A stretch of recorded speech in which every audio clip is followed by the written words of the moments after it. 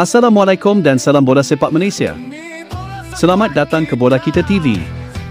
Saluran yang membawakan berita dan info terkini dunia bola sepak tempatan, terus kepada anda.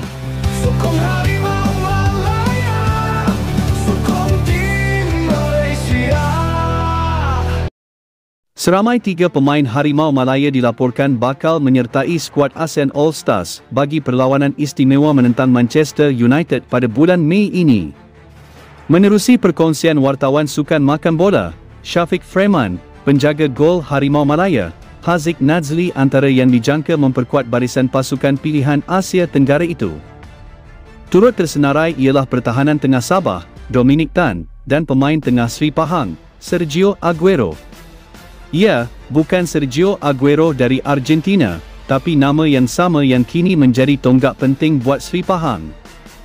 Syafiq Freeman turut menulis di laman IG, 3 wakil Malaysia yang dijangka bersama skuad ASEAN All Stars berhadapan Manchester United, Haziq Nazli, Dominic Tan, Sergio Aguero. Perkara ini turut disahkan oleh wartawan Astro Arena, Zulhelmi Zainal Azam, yang melaporkan ketiga-tiga nama tersebut akan menyarung jersey ASEAN All Stars.